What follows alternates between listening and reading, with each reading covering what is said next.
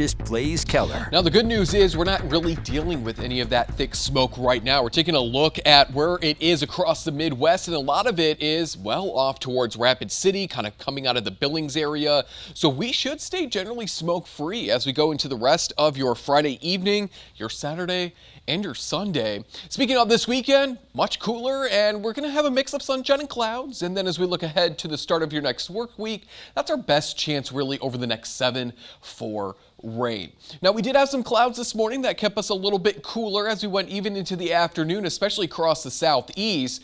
A wider view shows that while we have cooler air moving in now, this second cold front cutting its way into northwestern Wisconsin, that's going to bring down even cooler air and maybe even an isolated rain shower, especially early this evening as it makes its way south.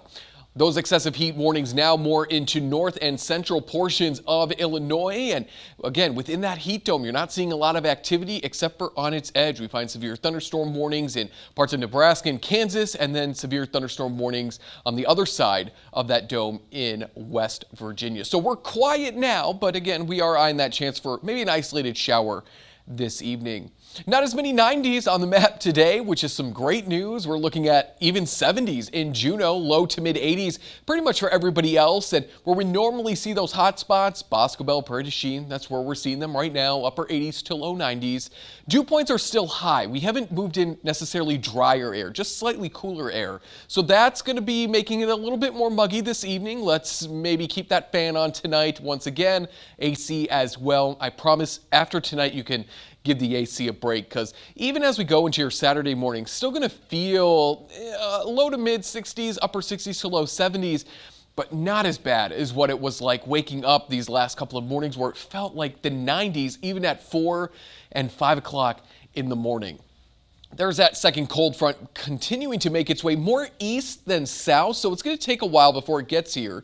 But as it does, it will bring maybe an isolated shower, a little bit of cloud cover that'll linger into your morning hours on Saturday, and then we open up the skies.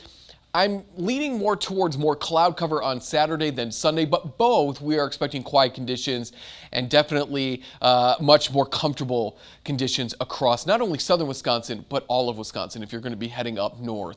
Now, this is a forecast of our highs in the white line compared to the models. We're all picking up on the warmest day here on Monday, and then a nice cool down even as we go into those last days of August. The start of September maybe beginning to creep back up into those upper 80s.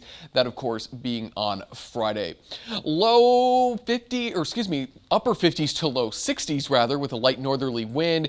And we're looking at a pretty comfortable Saturday, partly to mostly sunny northeasterly winds, keeping us in those 70s to 80s. There's a look at your 7-day forecast. We are tracking, again, quiet conditions other than on Monday. That's really the best chance for rain.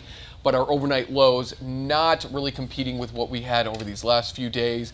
Nothing really higher than maybe 61 by next Thursday. It was a little drizzly by my house this morning. It was. I took our dogs out and I noticed it. So we're like, all right. Yeah. Let's go. You guys don't like. It was a nice surprise, though. Yeah, it was. They don't like rain, so we were in and out really quick. Yeah. Just glad it's cooler, Blaze. Yeah, I know. My goodness. Well, people at risk